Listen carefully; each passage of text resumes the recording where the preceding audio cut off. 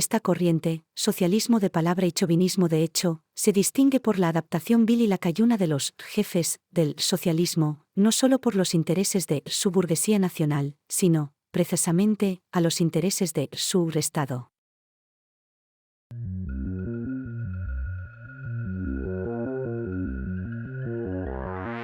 Para explicar cómo y por qué se da este fenómeno del capitalismo woke o progre, utilizaré ejemplos actuales y seguiremos la línea explicativa del libro de Vivek Ramaswamy de 2021, que se titula Woke Incorporate, dentro de la estafa de las corporaciones americanas de justicia social. Este escritor americano de origen indio estudió biología molecular en Harvard y derecho en Yale, aunque una vez finalizados sus estudios jamás ejerció y se dedicó al mundo de los negocios. Se presenta como candidato a las elecciones de 2024 por los republicanos de Estados Unidos. Y espero que escuchemos bastante de él, pues lo que he leído y escuchado de este pensador es muy interesante. Es filántropo y pertenece al círculo de las ONGs, pero podemos pasarlo por alto ya que su obra nos ayudará a entender el tema que quiero tratar. Además, él mismo explica que su libro de 2021 y el siguiente de 2022, Nación de Víctimas, existe precisamente por haber estado en contacto directo con las élites a través de estos grupos de fundaciones, donde se juntan los millonarios. La crítica que hace Ramaswamy a todo esto es muy dura y no deja fisuras para que podamos comprender por qué las grandes marcas promocionan la ideología woke. Vayamos hasta 2006, cuando Ramaswamy tenía 20 años y trabajaba para Goldman Sachs, y allí intentarían inculcarle la regla de oro, o como Vivek la llama, la regla de Goldman, que dice así: quien tiene el oro hace las reglas. Cuando le dijeron esto, él entendió bastante de qué iba todo el tema, a grosso modo. Es necesario que pensemos un instante en qué implicación tiene esta regla y que sea precisamente la banca de inversiones Goldman Sachs quien la promulgase entre sus empleados destacados. 2 años después de este incidente que relata Ramaswamy en su libro, ocurre la crisis de 2008. Precisamente porque Goldman Sachs y otros bancos provocaron su propia bancarrota a través de la burbuja inmobiliaria, tema que debería llevar su programa aparte, pero bueno, el banco Goldman Sachs obtuvo el permiso el 21 de septiembre de 2008 de la Reserva Federal para dejar de ser un banco de inversión y convertirse en un banco comercial. El banco de inversiones trata con grandes empresas con las que hace un contrato en la que, aparte de los intereses pertinentes, el banco adquiere títulos, valores, que son acciones, de la empresa a lo largo del tiempo. El banco comercial es el que trata con los ciudadanos normales. Además, el banco comercial está controlado por el Fondo Monetario, mientras que el otro está liberado. Después de 2008, el Fondo Monetario vio a bien que los bancos de inversión y los comerciales no estuviesen separados, es decir, que cualquier banco pudiera dedicarse a todo, concentrando el monopolio en ciertos bancos especialmente grandes, como, si lo sabéis, Goldman Sachs, que tras la decisión del Fondo Monetario se benefició por partida doble recuperando a sus clientes. Y el Fondo Monetario, que recordemos es una entidad ajena al gobierno de Estados Unidos, obtuvo el control sobre todo el mercado en el mundo, ya que ahora controlaba ambos tipos de banca. Repitamos la regla de oro: quien tiene el oro hace las reglas. Una década y media después de su paso por Goldman Sachs, Ramaswamy señala las palabras del director ejecutivo del banco, David Salomon, en el foro de Davos de 2020, el año de la pandemia. diría que solo ayudaría a cotizar en bolsa a aquellas compañías que tengan al menos una persona diversa en su consejo directivo. Persona diversa puede referirse a LGTBI o racializada, como les gusta decir en estos días. David Salomon no se quedó contento y pensó que sería mejor ser más progre. Y añadió que las empresas deberían priorizar la contratación de mujeres en puestos de dirección. El dato aquí es que el año anterior a estas declaraciones, el S&P 500, el índice bursátil que contempla las 500 empresas más importantes que cotizan en Nueva York y en Nasdaq, reflejan además el 80% del mercado norteamericano. Afirmaba este S&P 500 que durante el mismo 2019 el 50% de los puestos vacantes de directivos fue ocupado por mujeres, es decir, que no ascendieron en la empresa, sino que fueron deliberadamente contratadas mujeres para estos puestos. De hecho, en 2019 el mismo S&P 500 nombró por primera vez desde su creación en 1957 a una mujer como una de sus directivos. En resumen, las amenazas woke de David Salomon eran papel mojado, pues sus clientes principales ya estarían adheridos a la deriva progre. Además, todo este bla bla bla era una jugada para quedar bien ante la prensa, ya que Goldman Sachs aceptó pagar una multa de $2.500 millones por un caso de corrupción en Malasia llamado 1MDB. En este caso estaban metidos petroleras saudíes, otros bancos americanos dedicados a la inmobiliaria y empresas dedicadas al negocio de la energía de Francia, China, Emiratos Árabes, Estados Unidos y del mismo país, Malasia. Cuando David Salomon dice tal cosa, la prensa ya tiene su titular. Además es de un tema de moda. Nada de aburridas corruptelas en el confín del mundo, como en Malasia. Las grandes corporaciones del mundo moderno han optado por el modelo empresarial conocido como stakeholders, idea que viene del filósofo americano Edward Fireman. Los stakeholders son una empresa nuclear que está participada por sí misma y por empresas externas, que pueden ser públicas o privadas, es decir, el gobierno puede y suele tomar parte de esto, también ONGs, sindicatos, lo que se te ocurra. Aquel que tenga más participaciones es el que tiene palabra sobre la dirección que debe de seguir la empresa. En los shareholders, los accionistas invierten en empresas y esta es la que finalmente lucha para estar en primera línea ofreciendo un producto mejor, no haciendo escándalos, etc. Es decir, las shareholders se trabaja para conseguir más acciones y más beneficios. Sin embargo, en los stakeholders es el que compra más acciones quien decide sobre la empresa. Y es al comprar más acciones que se atraen a otros participantes. Pongamos un ejemplo ficticio que nos hará entender la magnitud de esto. Digamos que un tal Guillermo Puertas ha comprado acciones en empresas farmacéuticas, que están desarrollando un nuevo medicamento que cura modificando el ADN. Pero esta nueva medicina toma mucho tiempo para salir al mercado, ya que los laboratorios están sujetos a las leyes del país, que exigen unos protocolos de seguridad. ¿No le convendría a nuestro personaje ficticio, Guillermo Puertas, invertir en laboratorios virológicos con protocolos de seguridad muy fáciles de saltar? Un escape de un virus haría que la nueva medicina experimental se convirtiese en una prioridad y el mismo gobierno se saltase los protocolos de seguridad para eliminar la desgracia que ha comenzado a ocurrir. Cuanto más si dicho Guillermo Puertas además pone dinero en los medios de comunicación para que comiencen a hablar de su medicamento, como la auténtica panacea. haciendo que la masa aborregada la pida sin pensar más.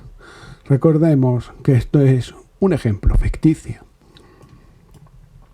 Volviendo al tema, en serio, hace 15 años los stakeholders eran considerados una amenaza para el sistema, pues ponía en entredicho los principios de la democracia y la libertad de los individuos.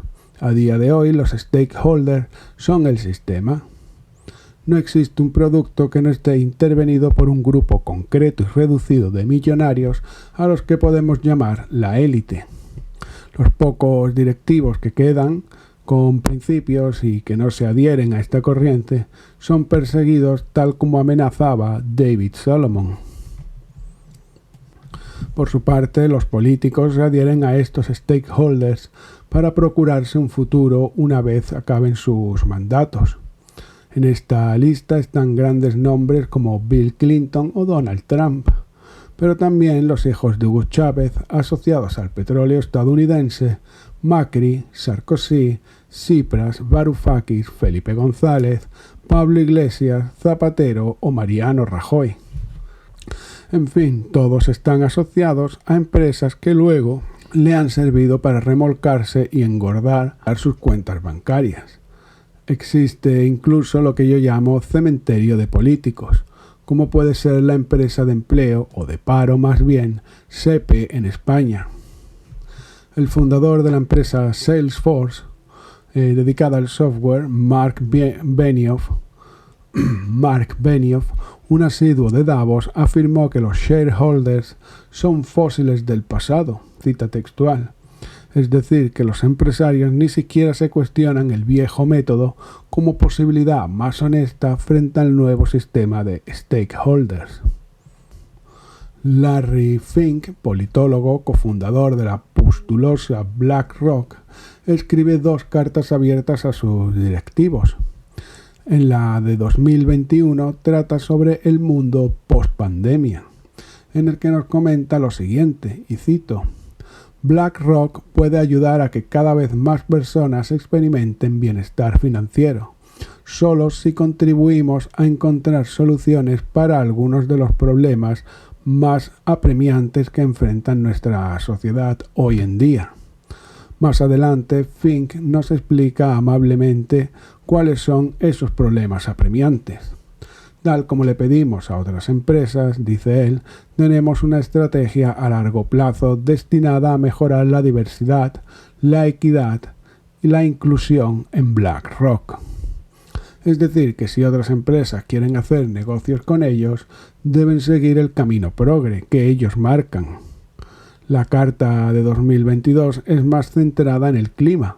Veamos algunas citas interesantes de la misma.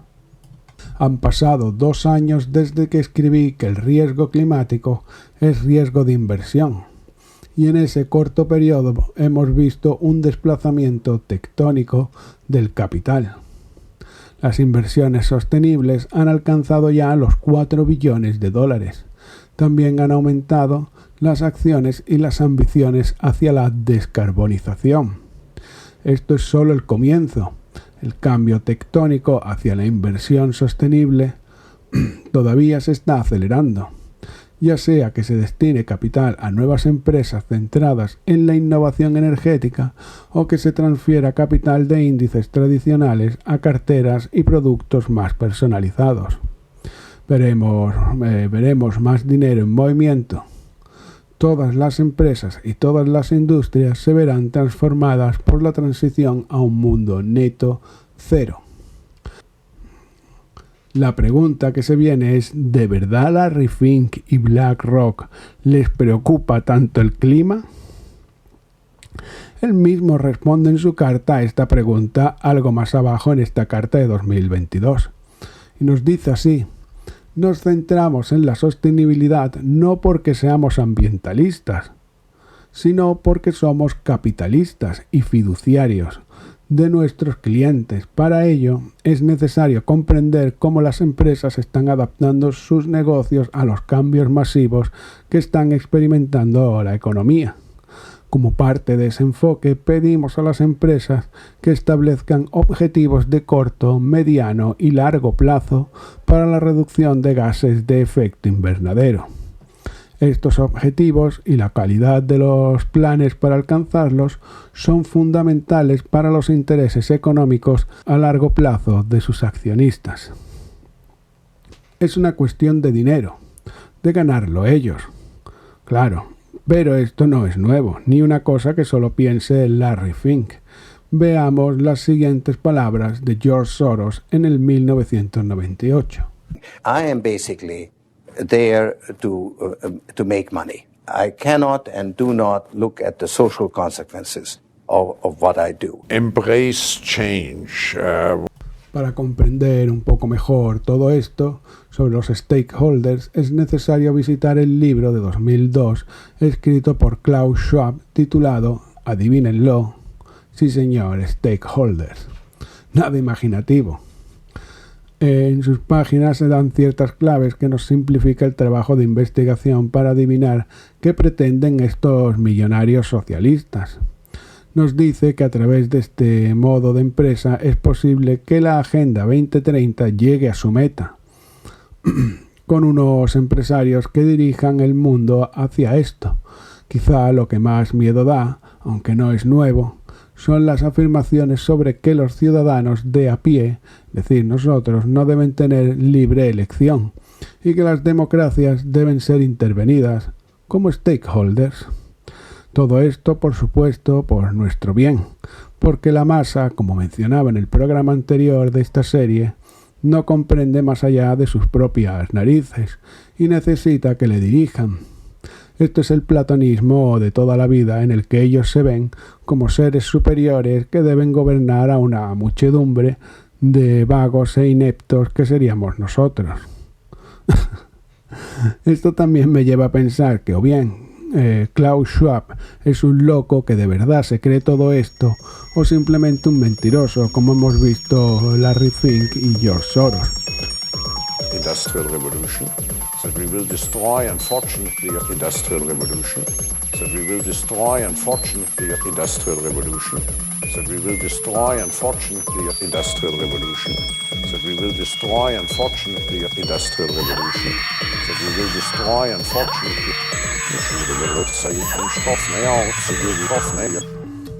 Veamos el ejemplo del litio argentino, del que ya hablé en mi documental de 4 horas sobre el cambio climático, pero ahora vamos a seguir la pista del dinero y a profundizar un poco más. Bill Gates compró los terrenos en los que había yacimientos de litio con una empresa, y él contrata a otra empresa, Mangrove Lithium, para que los extraiga, que a su vez está intervenida con acciones de Bill Gates. Mangrove Lithium vende el litio refinado argentino a BMW y Ventures, el BDC, que es un banco canadiense para entrepreneurs adinerados, al que están afiliados Elon Musk, Mark Zuckerberg y otros de la misma talla. El BDC solo da créditos a empresas que se involucren en la inclusividad, el igualitarismo y que tengan un programa de empresa de los llamados verdes o ecológicos. Mangrove Lithium también vende a Breakthrough Energy Ventures, que es la inversora de Bill Gates para promocionar las energías renovables, la descarbonización, y que es la misma empresa que mencionaba con la que adquirió en primer lugar los terrenos con yacimientos de litio en Argentina. Todo vuelve al mismo sitio donde empezó. Un detalle más es que el cofundador y dueño de Mangrove Lithium es un canadiense llamado Saad Dara, quien, aparte de dedicarse a vender litio para que BMW haga sus coches eléctricos, resilientes y hasta feministas, también invierte en las compañías de logística indias que transportan el petróleo ruso hasta puertos donde los europeos lo pueden comprar, ya que, como todos sabemos, con la guerra en Ucrania, Estados Unidos ha puesto un veto comercial sobre el petróleo y el gas ruso, Así que lo único que debe de hacer Rusia es transportar su gas y petróleo hasta puertos donde se puedan comprar. Este ejemplo de economía circular y entramado de empresas explica bastante bien qué es la práctica del capitalismo woke, y esto lo podemos transportar a cualquier ámbito de los nuevos dogmas y encontraremos los mismos personajes y las mismas prácticas siempre.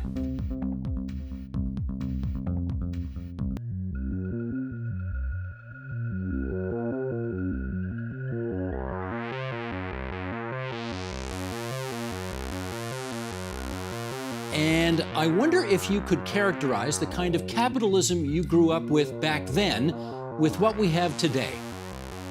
Well, it was supposed to be the golden age of capitalism, but when I was growing up, it didn't feel that way. What I saw was enormous levels of inequality, racial discrimination, labor market turbulence, economic fluctuations, recessions. So it didn't seem so golden. It didn't seem so golden, but relatively speaking, in terms of income inequality and so on, was it better then than what we have now? It was much better then than it is now. Things, I don't think anybody envisioned how worse things would go in the last 40 years. For example, corporate CEOs made on average what times the average industrial wage then compared to today? I can't remember exact number, but it was like 30, 40. Now it's like 270, 300. It's been multiplied by a factor of 10. That's just one example. If you look at a chart showing what's happened to the top 1% over the last 40 years, they've done very, very well. But if you look at a chart which shows what's happened to the bottom 90%, not the bottom 10 or 20, but the bottom 90%, you need a microscope to see progress. En esta entrevista de 2019 a Joseph Stiglitz, él está promocionando su oda a los stakeholders y porque es mucho más conveniente el actual capitalismo woke que el antiguo de los 90, en el que toda la población crecía. Esta defensa y promoción de Stiglitz por el modelo moderno de mercado se remonta a muchos años atrás, una auténtica campaña, y tengamos en cuenta que él no es un simple banquero o economista, sino que sus consejos son escuchados, atendidos y seguidos por gobiernos y empresas como una palabra sagrada.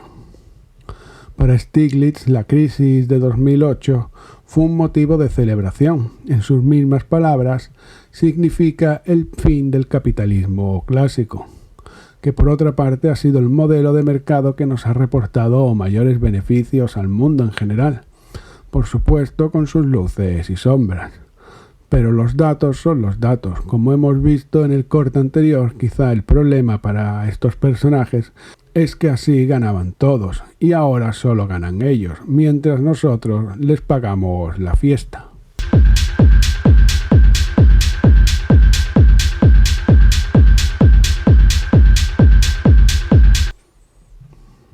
En un artículo para el Project Syndicate y otro para el periódico El País, escritos ambos por Stiglitz, nos comenta que la economía solo puede pasar por tener en cuenta toda la parafernalia verde, inclusiva y en general progresista, aunque eso conlleve que el grueso de la población, es decir, el 90% que él mencionaba antes, esté peor y que para ello solo es posible si los empresarios comienzan a dirigir el mercado en la dirección del progresismo. Para Stiglitz, Soros o Bill Gates es imprescindible que el mercado deje de autorregularse, es decir, que tanto la oferta como la demanda estén previamente establecidas. Esto es una adaptación moderna de la clásica máxima marxista de regular el mercado y sus precios. En el capítulo 3 de Das Kapital, Marx nos lleva a través de intrincados laberintos y razonamientos en tirabuzones que nos dicen que, como el dinero no tiene precio, el mercader no tiene derecho a poner precio a su mercancía, sino que será la necesidad del Estado la que regule el precio de las cosas. Citando al barbudo, dice así: pero el dinero en sí mismo no tiene precio, en orden de ponerlo en un paso igualado con otras comodidades o bienes. En este respecto, nos veremos obligados a igualarlo consigo mismo como su propio equivalente. Para Marx, el precio y el dinero es imaginario, como desarrollará más adelante de la cita que he dado, y por tanto vale lo que tenga que valer según la necesidad del momento. ¿Necesidad de quién? Del Estado. Lenin es más directo en su libro El Estado y la Revolución, y nos cuenta lo siguiente hablando de la primera fase de la sociedad comunista. Los medios de producción pertenecen a toda la sociedad. Cada miembro de la sociedad, al ejecutar una cierta parte del trabajo socialmente necesario, obtiene de la sociedad un certificado acreditativo de haber realizado tal o cual cantidad de trabajo. Para este certificado recibe de los almacenes sociales de artículos de consumo la cantidad correspondiente de productos. Por tanto, el obrero recibe de la sociedad lo que entrega a ésta. Reina, al parecer, la igualdad.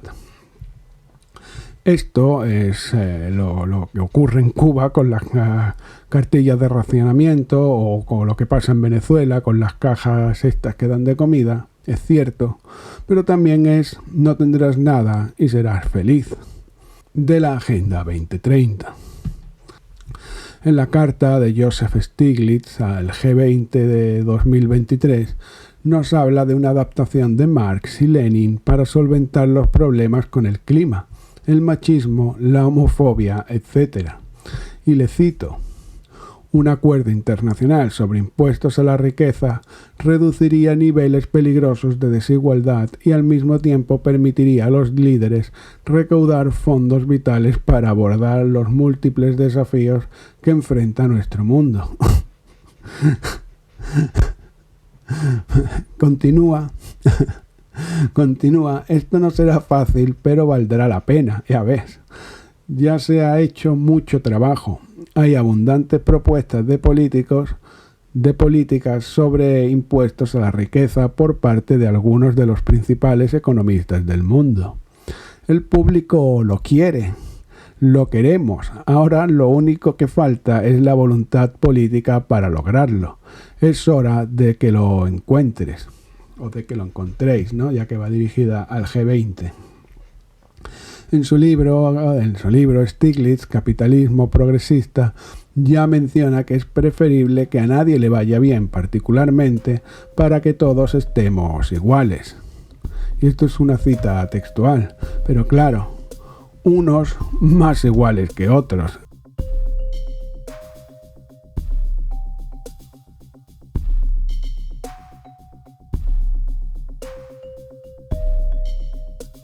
La otra pregunta que cabe mencionar ahora es: ¿son estos personajes verdaderamente comunistas o socialistas?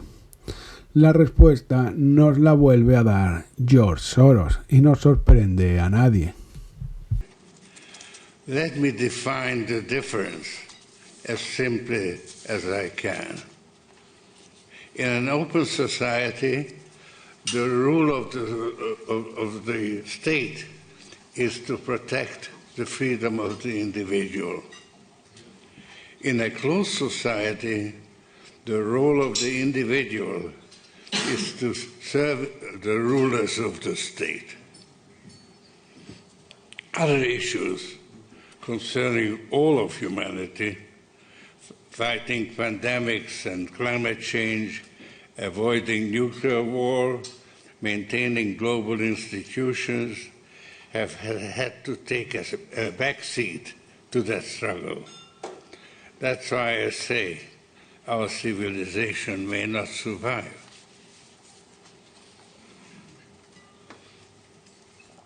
I became engaged in what I call political philanthropy in the 1980s.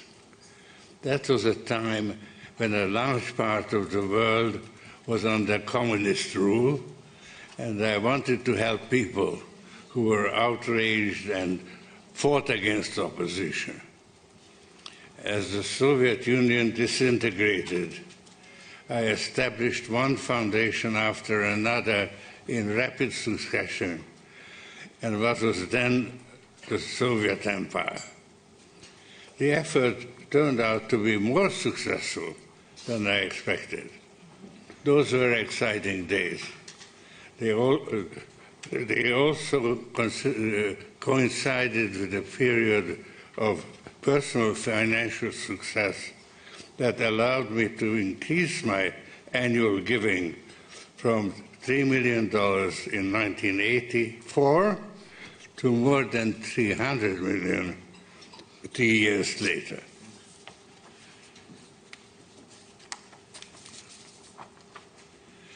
After the 9/11 attacks in 2001, the tide began to turn against open societies. Repressive regimes are now in the ascendant, and open societies are under siege. Today, China and Russia present the greatest threat to open society.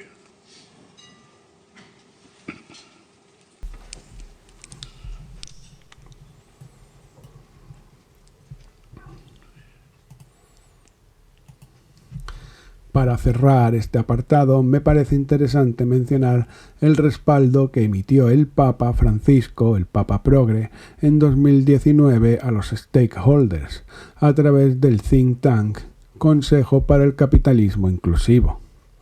En aquella reunión se dieron cita el presidente de Mastercard, los directivos de la Fundación Rockefeller y el Bank of America, Mark Benioff, de Salesforce, que lo hablábamos antes, la familia Rothschild, y como propietarios de bancos en Francia, Inglaterra y Alemania.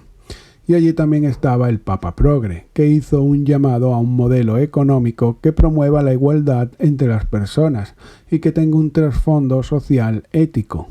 Además dijo que la presencia de toda esta camarilla de millonarios era un signo de esperanza para el mundo. Diferentes palabras para el mismo mensaje de la élite.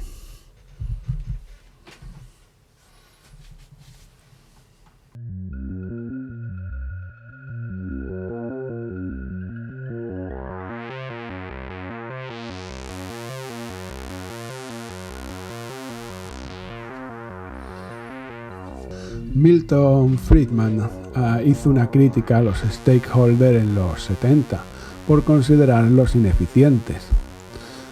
Este discurso se recuperó 50 años después, en el 2020. Algunos economistas lo mencionan para criticar el capitalismo progre vigente. Gregory Mankiw afirmó en el New York Times que duda que los directivos de empresas modernas estén preparados para servir a la sociedad. Kaplan, en la Universidad de Chicago, comparó los stakeholders actuales con el desastre de la industria del automóvil en los Estados Unidos durante los 60 y 70.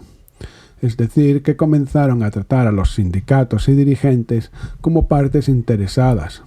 Aquello llevó a la industria norteamericana al desastre frente al modelo japonés, que era un capitalismo tradicional de trabajar cada uno haciendo su parte lo mejor que puede. Lo cierto es que los stakeholders pecan precisamente en la aplicación de la regla de oro de Goldman Sachs, que decía: el que tiene el oro hace las reglas.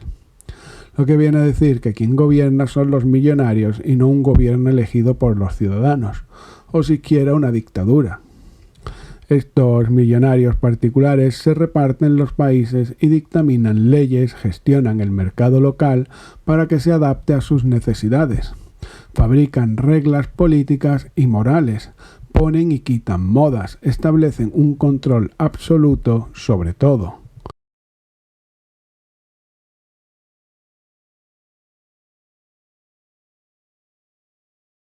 ¿Qué hizo Pedro Sánchez al poco de entrar en el gobierno con la moción de censura? Reunirse con George Soros. y en 2022 el ministro de Asuntos Exteriores, Álvarez, se reunió con Bill Gates para asuntos de sanidad. ¿Por qué estos millonarios se encuentran con presidentes de Estado en secreto y no sabemos de qué hablan?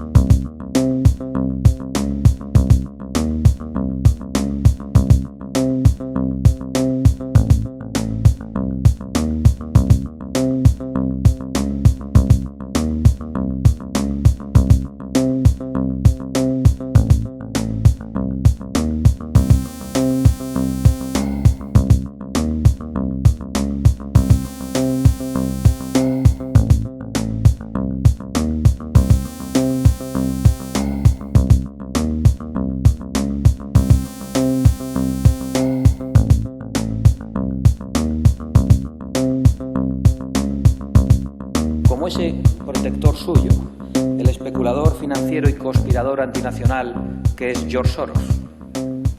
El primer invitado que recibió en la Moncloa, casi no le dio tiempo ni a cambiar de colchón. Siempre se ríe.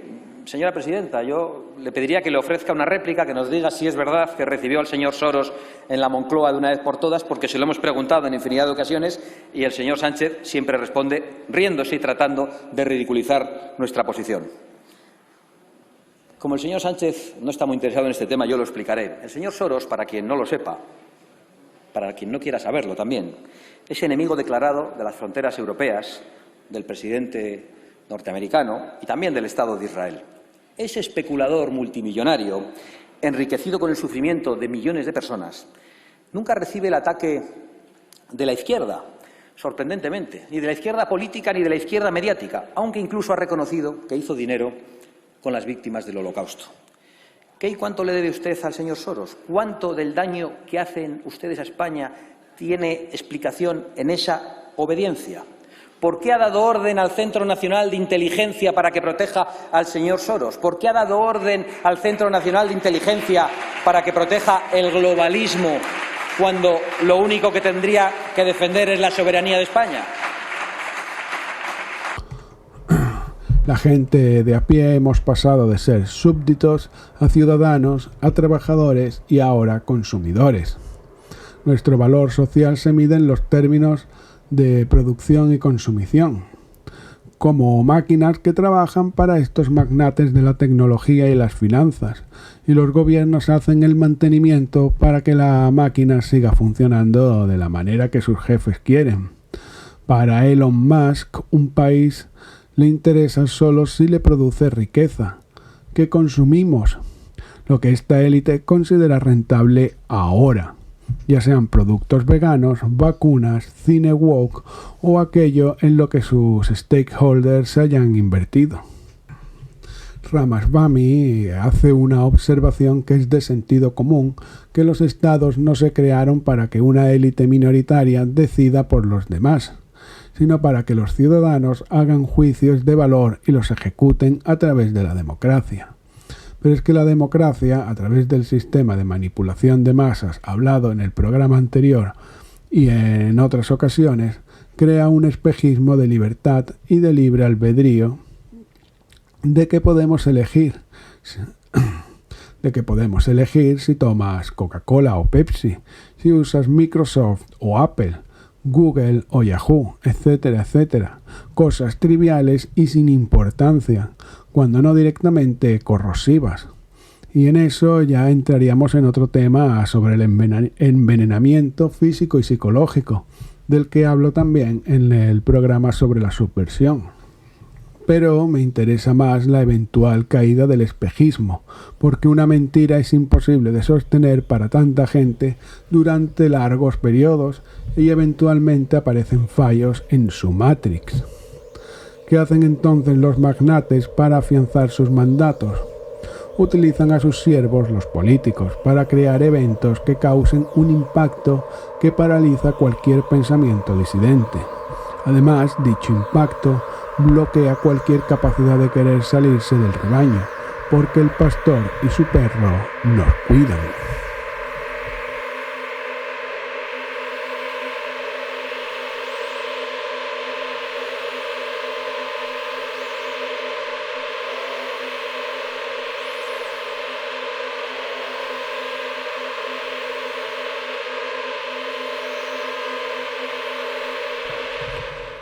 Para que esto se mantenga, los stakeholders requieren de partidos afines a ellos, partidos políticos. Estos deben ser pocos, preferiblemente que sea un bipartidismo, que es mucho más fácil de controlar.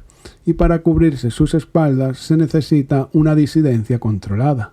Cuando salen partidos o voces disidentes reales que critican los puntos claves de sus cimientos, estos son atacados, censurados y vilipendiados.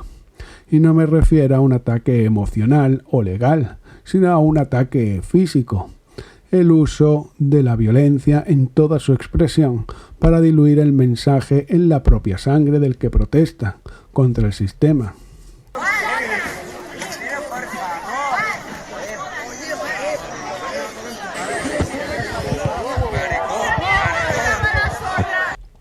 Y que la noticia no sea el mensaje, sino que sea el ataque. Ataque que luego se justificará por los medios de comunicación porque son fascistas, porque estaban donde no debían o lo que se les ocurra. Sobre lo que ocurrió ayer en Vallecas. Los ultraderechistas de Vox organizaron una concentración en la Plaza Roja con el fin absolutamente deliberado y evidente de provocar altercados en el barrio. Todo el mundo sabe perfectamente a lo que iban. Para eso, estos mismos millonarios, dueños de empresas y gobiernos, invierten en los medios de comunicación. Esto lo anotaré más adelante cuando hable de la propaganda. Paciencia. De estos medios comprados salen en ocasiones la misma disidencia controlada. Así tenemos el caso de Pablo Iglesias, quien no sería nadie si no hubiese tenido tantos minutos en el Toro TV. Una televisión española tradicionalmente de derechas y afín al Partido Popular.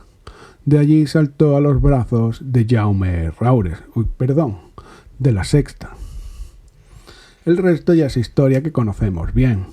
Pablo Iglesias, antes de presentarse a ninguna elección, disfrutaba de unas 2 a 3 horas de tiempo en prime time televisivo, empezando el 26 de marzo de 2011.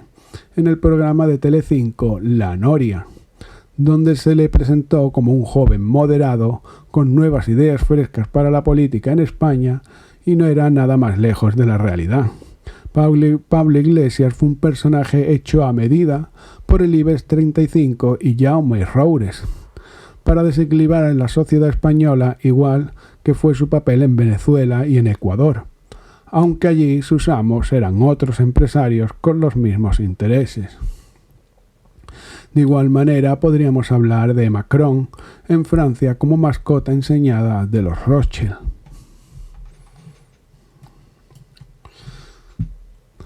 Pero esto no es una cosa que podamos decir que ocurre porque ellos lo desean, que sí es así.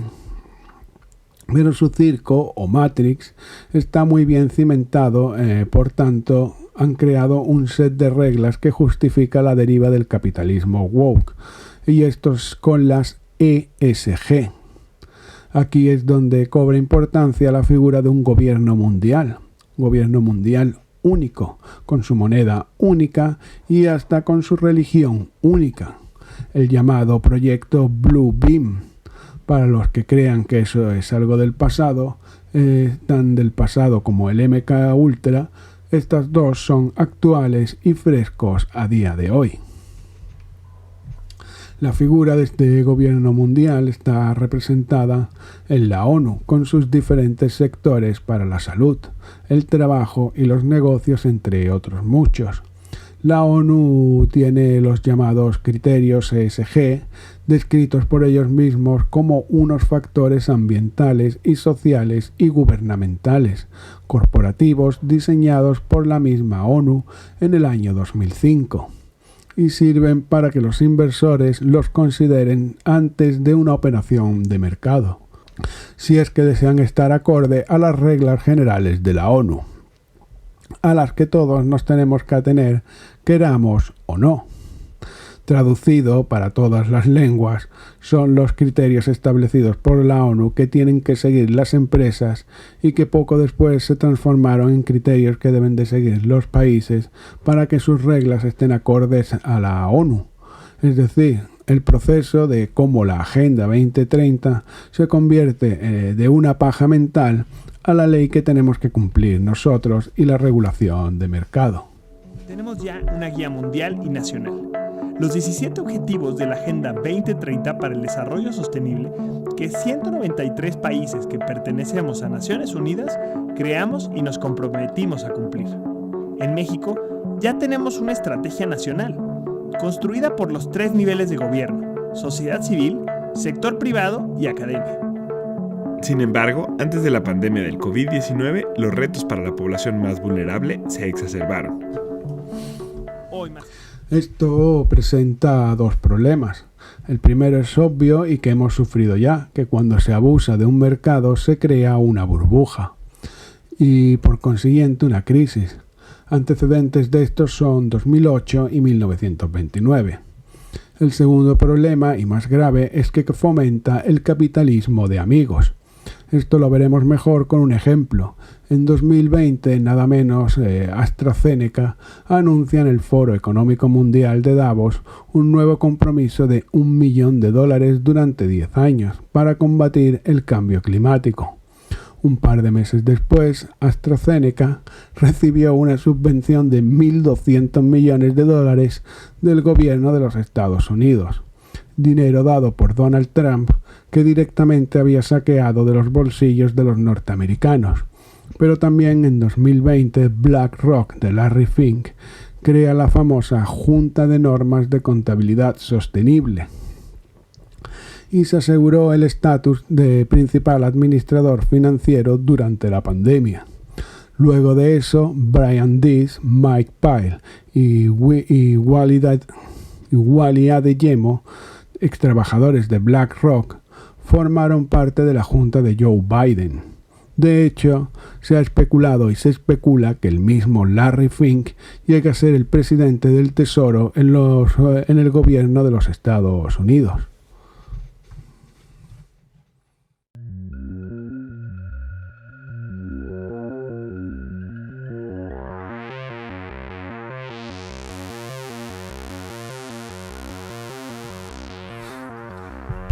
Después de la crisis de 2008, la ciudadanía mundial tenía un enemigo claro en su punto de mira: las grandes empresas, causantes del hundimiento mundial, en especial los bancos. Por tanto, estas necesitaban un lavado de cara. En aquellos años, entre 2008 y 2012, había un incipiente movimiento woke que necesitaba financiación, propaganda y posicionarse en sí mismo como una opción ideológica. Las empresas leyeron que asociarse a estos movimientos con un discurso lastimero y victimista les dejaría como unos salvadores. El matrimonio de las corporaciones con el movimiento woke da lugar a esta versión del Leviatán propuesto por Hobbes, un monstruo que exige más y más alimento, devorando todo a su alrededor, y que propone la eliminación absoluta de la civilización, dando lugar a un estado de bellum omnium contra omnes. La frase del mismo Hobbes para describir el fin del orden y que significa la guerra de todos contra todos.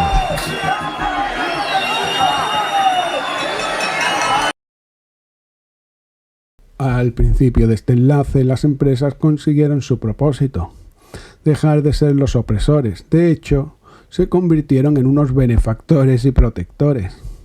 Los opresores pasaron a ser entidades intangibles y sin posibilidad de apuntar de forma física, que además podrían transformarse a la conveniencia de las empresas según se necesitase. El hombre blanco, que arrastrase la etiqueta de culpable desde los años 20, ahora además podría vestirse públicamente de cualquier traje que se necesitase. Tan solo requería un minuto en prime time y un buen titular diciendo que era machista, racista, homófobo o lo que fuese necesario. El ultraderechista Javier Milei ha sido la gran sorpresa de esta... La candidata de Hermanos de Italia, el partido de la ultraderecha que lidera los sondeos para las elecciones generales de Italia y que la podría convertir en la primera mujer que preside el Consejo de Ministros del país. Pero ¿quién es realmente Giorgia Meloni? Seguro que sabes que Le Pen ha pasado a la segunda vuelta de las elecciones presidenciales francesas. La candidata de Agrupación Nacional ha cosechado en su tercer intento su mejor resultado y ha reactivado la alerta sobre el avance implacable de la ultraderecha en Europa. Es el ascenso meteórico de Santiago Abascal, un sociólogo nacido en el País Vasco en 1976 que fundó el partido de extrema derecha Vox para, según él, reivindicar los valores de la verdadera España.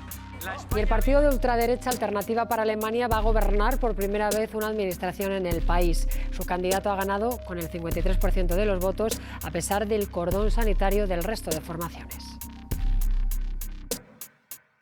La han llamado, Isabel, la caótica, insensata, loca. Lo de Ida me dijeron que también venía del equipo de Iván Redondo. Ida, acrónimo, o sea, Isabel Díaz Ayuso. Imprudente, osada, temeraria, excéntrica, psicópata... fascista, porque ese es el mejor. Ese es el mejor. Cuando te llaman fascista, sabes que lo estás haciendo bien. Ese no tiene que fallar. Cuando te llaman fascista, sabes que lo estás haciendo bien. Ese no tiene que fallar. Cuando te llaman fascista, sabes que lo estás haciendo bien. Ese no tiene que fallar. Esto da lugar a que una turba enviolentada de gente con las emociones exaltadas fuese capaz de encerrar a personas inocentes, cambiar leyes o legislar con eslogans de adolescentes. En corto y simple, habían creado un nuevo argumento. La crisis de 2008 y posiblemente todas las crisis que han ocurrido y ocurrirán no es culpa de los magnates concretos, con nombre y apellidos, que robaron a pala llena, sino del machismo, del racismo, de la desigualdad social y, en última instancia, del capitalismo creado por el hombre blanco heterosexual. Veamos un ejemplo que es cómo mejor se ven las cosas. Tras la muerte de George Floyd, que motivó el Black Lives Matter, Apple, Google, Twitter, Amazon y todas las empresas emitieron un mensaje de apoyo a Black Lives Matter. Como protesta y una muestra de inclusividad por parte de estas empresas, que comenzaron una campaña de contratación en la que el filtro no serían las capacidades productivas de los entrevistados, sino el color de la piel. Esta medida tan woke y progre de apoyo a George Floyd y Black Lives Matter costó más despidos que contrataciones, que además se hicieron en el caso de Estados Unidos, en estados donde los sueldos son más bajos y la población mayoritaria es de color, es decir, supuso un doble ahorro en la mano de obra. ¿Quién gana? ¿La familia de George Floyd, la comunidad negra o las empresas? Estas técnicas de propaganda buenista también sirven para derribar al contrario. En 2019, Amazon propuso a Walmart establecer un salario mínimo de $15 la hora para los empleados como una muestra de apoyo a las clases más afectadas, desde su posición de empresas de venta más grandes en América. Lo que Jeff Bezos, dueño de Amazon, quería era minar la economía de Walmart, que se encontraba en un momento flojo. Pero de no aceptar la propuesta de Amazon, habrían estado en los titulares como una empresa fascista y explotadora de su personal, frente a Jeff Bezos, que habría subido el sueldo a $15 la hora. No obstante, Jeff Bezos en 2020 donó $10 millones a la causa antirracista, justo después de despedir a varios empleados afroamericanos que se habrían quejado de las pésimas condiciones de trabajo en Amazon y que al parecer continúan quejándose a día de hoy. Disney se lleva el premio a la locura woke. En 2020 rodó la película Mulan en Xinjiang, que es una zona habitada por los uigures, perseguidos por el gobierno comunista chino, a los que atrapan, los encierran en campos de concentración, cuando no los persiguen con el ejército, aniquilando a todo aquel uigur que esté delante. Es un genocidio, pero no porque lo diga yo, sino porque oficialmente desde la ONU y otros estamentos se ha declarado que el gobierno de Xi Jinping está llevando a cabo un genocidio. Lo curioso es que Disney no filmó y se fue, sino que en sus agradecimientos que veis en pantalla se menciona a la oficina de propaganda del Partido Comunista Chino de Xinjiang, pero es que no termina aquí. Mientras el equipo de Disney grababa a Mulan mostrando sus simpatías al gobierno chino, Bob Iger, el consejero delegado de Disney, afirmaba que la empresa no seguiría filmando en el estado de Georgia si se aprobaba la ley antiaborto. Esta doble vara de medir, que se hace más notable cuando el producto es como el de Disney, ocurre con todas las empresas.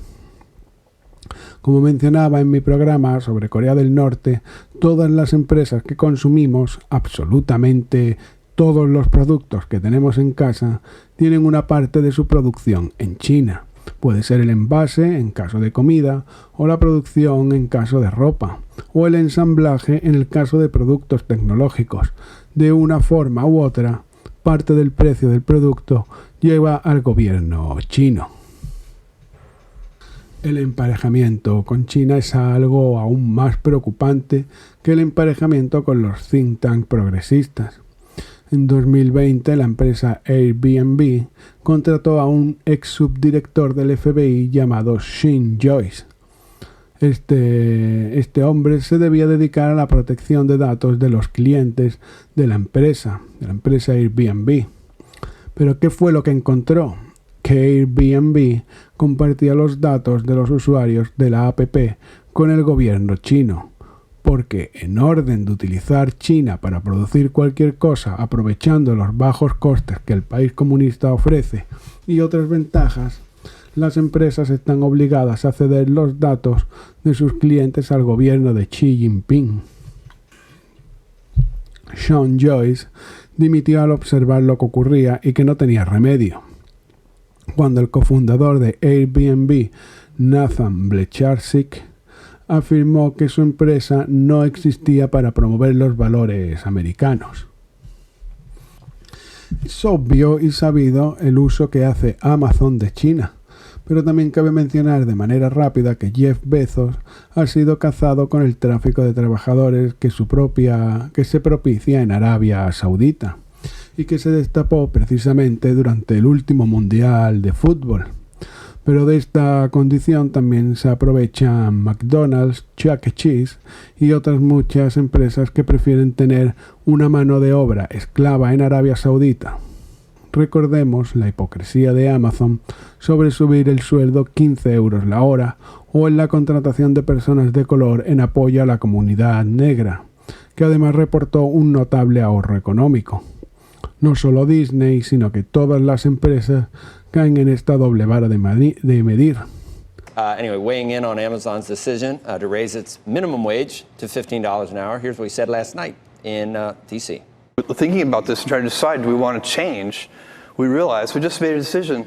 Well, you can offer competitive competition or you can decide to lead. ¿Te imaginas en qué países opera la mayoría de sus transacciones BlackRock de Larry Fink? Sí, en China y en Arabia Saudita. El resumen de esto es simple. Cuando las empresas se unen a la causa woke y comienzan a aprovechar la apertura al mercado de la comunista China, ocurre que los promotores activistas de las ONGs ganan, Silicon Valley gana, los empresarios ganan, el gobierno chino y saudí ganan, pero Occidente pierde sobre todo libertades, y esto es el capitalismo woke. How trustworthy is China's response? Oh, totally, I think. First of all, you have to understand, I think they have a good understanding of the United States. They studied the United States. They studied Trump very carefully. So what they're doing are things that they believe are in their own economic development interest. So they believe opening up their financial markets at this stage is in their interest. Wasn't in their interest 15 years ago. They have a very dynamic view of development, and what is good at not good at one stage becomes good at another stage. So they've come to the view, I believe, that these openings up are precisely the kind of things that they need in the next stage.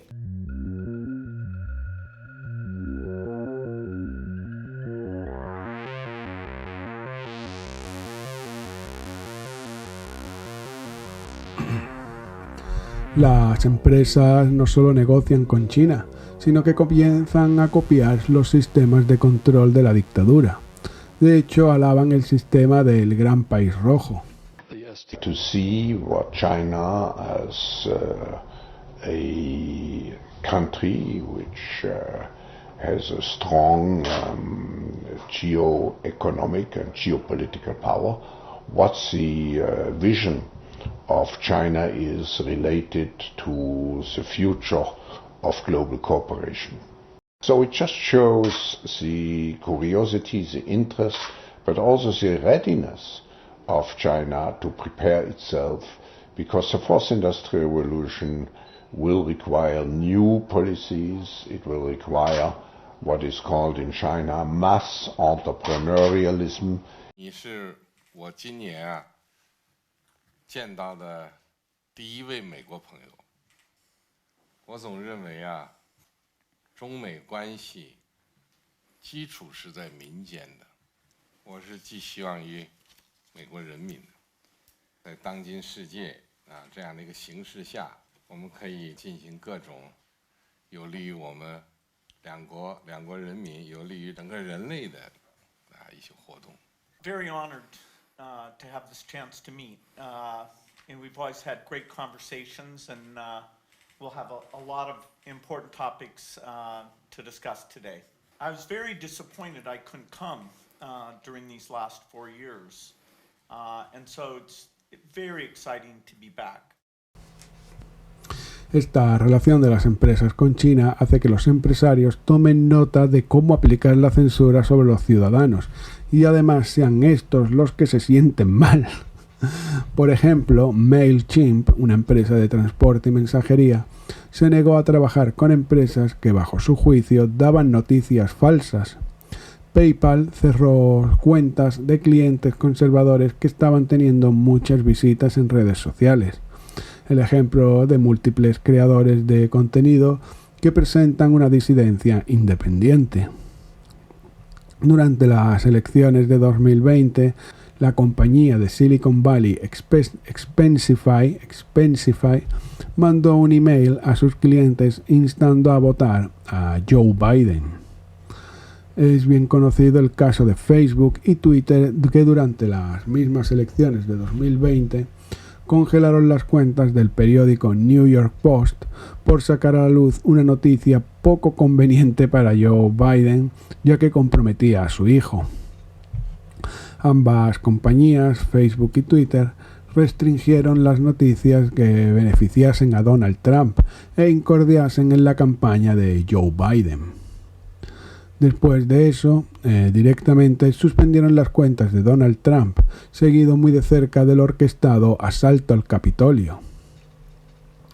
YouTube, Snapchat, Stripe, PayPal, Shopify y otras muchas compañías siguieron el ejemplo de las dos grandes redes sociales y censuraron, suspendieron y limitaron todo lo relativo a Donald Trump. Silicon Valley bloqueaba a Donald Trump de las redes sociales. Estas compañías no solo censuraron las cuentas de noticias afines a Trump y las del mismo Donald Trump y su entorno, sino que en los días previos a las votaciones, cualquiera que hiciera un comentario en redes afín a Trump tuvo su cuenta bloqueada durante días o incluso suspendida por completo. La censura de las elecciones estadounidenses de 2020 alcanzó también a la red social Parler, que para los que no lo sepan es un lugar en el que hay simpatizantes de Trump, Milei, Bolsonaro, Meloni o Abascal, donde se comparten noticias y enlaces de corriente liberal y conservadora. Tras el asalto al Capitolio, Google, Apple y Amazon bloquearon la red social Parler de sus plataformas. We did it, Joe. Es necesario saber que en la primera enmienda de Estados Unidos se prohíbe que el gobierno censura cualquier medio de noticias o disidencia. Por tanto, el Partido Demócrata en Estados Unidos necesita buscar las vueltas para censurar a sus oponentes. Es una actividad soviética desde siempre. En todos los países, salvo en las dictaduras comunistas, existen leyes y mecanismos que controlan la censura del gobierno. ¿Qué han inventado los gobiernos para censurar sin que su mano se ensucie? Los fact-checking. Por eso los partidos invierten tanto dinero en redes sociales. Cuanto más rico es el partido, más dinero puede invertir en redes sociales. Quien más contento tiene las redes sociales y por tanto las Big Tech es el partido que gana en cada país. ¿Quién controla estas compañías? Estos millonarios que se apropian de los stakeholders y dirigen la deriva del mercado. Los pasos de esto son sencillos. Veamos. El gobierno contrata una compañía independiente de fact-checking en la que coloca a dirigentes que pertenecen al partido. El gobierno da vía libre para que el fact-checking decida qué noticias son buenas y malas para el público. Estos fact-checking llegan a acuerdos con las compañías dedicadas a Internet. Por tanto, tanto redes sociales como métodos de pago, plataformas de streaming, todo debe estar regulado por esta censura. Las empresas más grandes y con capacidad económica como Google, Facebook o X, antes Twitter, ponen también personas afines a sus intereses dentro del sistema orgánico del fact-checking. El gobierno subvenciona a los medios de comunicación, al fact-checking y hace leyes para que no sea el gobierno quien decide sobre las noticias. Permiten que los fact-checking puedan censurar enlaces que se comparten, tirar vídeos poco convenientes y en general esconder y poner en visualización aquellas piezas de media que convengan a quien les paga y a quien dirige. Gobiernos y magnates. Telegram es una empresa que se ha desvinculado de este fact-checking en cierta forma y han tratado de prohibirla en diferentes países como Italia y España, sobre todo durante la pandemia. ¿Todos los países tienen estos sistemas de censura? No todos, es decir, que estas compañías no tienen la hegemonía completa. Al final dependen de cuánta soberanía cede el gobierno de un país. Veamos un par de ejemplos sobre esto. En la Hungría de Viktor Orbán y Katalin Novak solo existe un fact-checking que no puede actuar dentro del país y está dirigido por un periodista de izquierdas húngaro y la empresa francesa Agence France Presse, que nos sonará más como AFP. El caso de Polonia es más significativo, ya que existen 3 fact-checking. Uno opera desde 2016 y los otros 2 desde 2023, desde este año. Y todos están ligados a la misma escuela norteamericana, el Poynter Institute para Estudios de Media, una escuela que sirve para recibir subvenciones del periódico demócrata Tampa Bay, que después de ir a través de varias empresas y ONGs, llegamos a que el dueño de todo el entramado es uno de los encargados del premio Pulitzer, un premio que se entrega en el ámbito de prensa. Este es Paul Tash.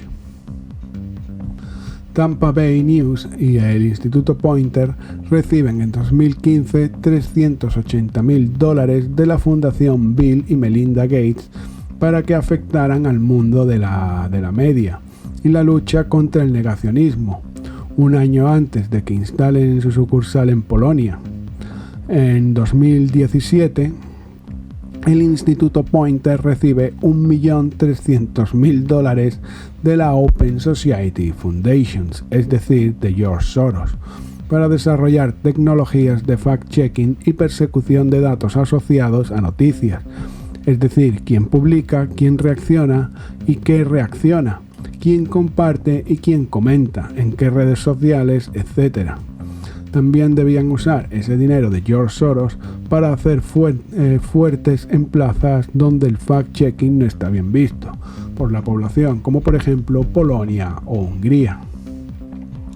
En 2018, Paul Tash, dueño de todo el entramado y dirigente del Pulitzer, nombra a su propio Instituto Poynter ganador de un Pulitzer como líderes de consejeros de prensa.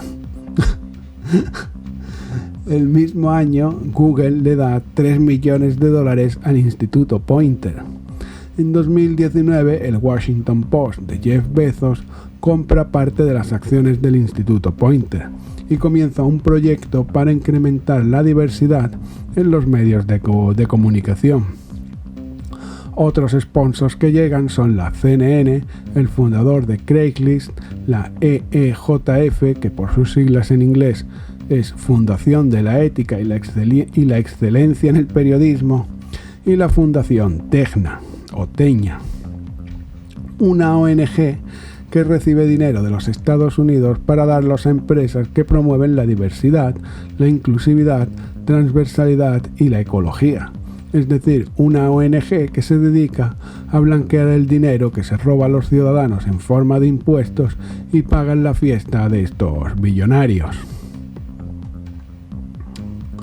Poynter, el Instituto Poynter, ha tirado sitios como Infowars, The Daily Signal, Reasons, etc. Poynter no solo tiene su acción en Estados Unidos y su interés en Polonia, sino que actúa en México, Reino Unido, Francia, España, Alemania, Japón, Argentina, Chile, Portugal. En todo el mundo donde hay un fact-checking, el Instituto Poynter está relacionado directamente con el mismo. Gobiernos como el polaco de Duda y el húngaro de Orbán son esperanzadores en un occidente que deriva hacia Le Pen, Meloni o Javier Milei, que como todos tienen sus luces y sus sombras, pero puestos a elegir entre lo malo, desde luego es preferible escoger quien aumente la libertad frente a quien la estreche, quien no dé subvenciones a estas empresas que quienes rieguen de dinero a estas redes sociales. Con la llegada de elecciones a un país, las subvenciones y premios a los medios de comunicación y empresas de Internet se vuelven más generosas, generalmente de partidos socialistas, que a su vez están regados de dinero de fundaciones como BlackRock, Open Society o Bill y Melinda Gates, entre otras, que a su vez ponen dinero en Davos, que invitan a estos gobernantes y dueños de empresas y medios. Si en el programa anterior aprendimos que el movimiento woke es cualquier cosa menos afín a la libertad, en el de hoy quedamos con otra cosa clara, que es cualquier cosa menos antisistema. De hecho, podemos afirmar, a día de hoy, que ser antisistema es lo más sistémico que hay. The globalists can all go to hell